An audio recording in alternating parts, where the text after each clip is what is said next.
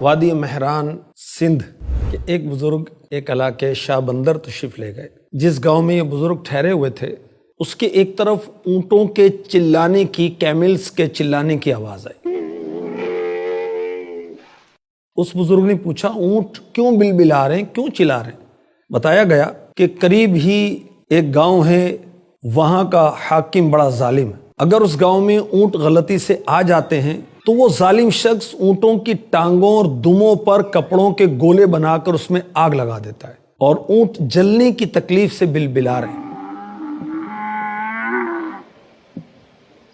جب اونٹ بلبلاتے ہیں تو وہ ظالم شخص خوش ہوتا ہے۔ بزرگ کو یہ بات سن کر بڑا دکھ ہوا، اونٹوں پر رحم آیا۔ انہوں نے ایک شعر پڑھا، اس کا مطلب یہ تھا کہ یہ محل غارت ہوں، اونٹوں کے خیمے آباد ہوں، شتربانوں کے خیمے آباد ہوں، میں اونٹنیوں کے دودھ کو کبھی نہیں بھول سکتا۔ شتربان یعنی اونٹ والے ہمیشہ آباد رہیں اور ظالم دودھ کو ترسے۔ کہا بیٹو جاؤ، کچھ دن کے بعد یہ ظالموں کے محل ویران ہوں گے، اونٹوں کے بیٹھنے کی جگہ بنیں گے۔ کچھ ہی دن نہ گزرے تھے، جو بزرگ نے کہا وہی ہوا، ظالموں کا گاؤں ویران ہو گیا اور وہ گاؤں اونٹوں کی بیٹھنے کی جگہ بنا۔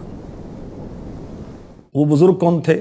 وہ تھے سچے صوفی صادق ولی کامل، مشہور شاعر حضرت شاہ عبداللطیف بھٹائی رحمۃ اللہ تعالی علیہ۔ آپ کی ولادت ہوئی 1101 سنی ہجری میں، 1689 سنی عیسوی میں۔ آپ کے والد کا نام سید حبیب شاہ رحمۃ اللہ تعالی علیہ، علاقے کے بڑے بزرگ تھے۔ آپ کاظمی سید ہیں اور آپ کا سلسلہ جو ہے مولا مشکل کشا کرم اللہ تعالی وجہہ الکریم سے ملتا ہے۔ دینی تعلیم بھٹ شاہ سے قریب ہی ایک گاؤں میں آپ نے حاصل کی۔ علم عرفان کے پیکر، ہر وقت اللہ کی یاد میں مست و محو رہتے تھے۔ آپ کی عمر جب 26 سال کی ہوئی تو آپ نے مخلوق سے کنارہ کشی اختیار کر کے ریت کے ایک ڈھیر پر قیام کیا۔ سندھی زبان میں ریت کے ٹیلے کھاؤ بھٹ چاندان، یعنی سندھی زبان میں ریت کے ٹیلے کو بھٹ کہتے ہیں۔ تو اب وہ جگہ مشہور ہوئی بھٹ شاہ کے نام سے۔ آپ نے وہاں پر 43 سال قیام کیا۔ آپ کا ساز و سامان کیا تھا؟ 2 پیالے، ایک اسٹک، ایک چھڑی۔ دیکھیں بزرگ کتنے دنیا سے کنارہ کشی اختیار کرتے۔ آپ کا نمایاں کارنامہ کیا ہے کہ آپ نے سندھی شاعری کے ذریعے سے اسلام کی تعلیمات کو عام کیا۔ آپ نے امن و محبت کا پیغام دیا، انسان دوستی کا پیغام دیا، غریبوں کے درد کی عکاسی کی، آپ نے تصوف کو بیان کیا۔ آپ کی شاعری میں ہے فیضان قرآن، آپ کی شاعری میں ہے فیضان مثنوی مولائے روم، اور آپ کی شاعری کو قومی ورثہ کہا جاتا ہے۔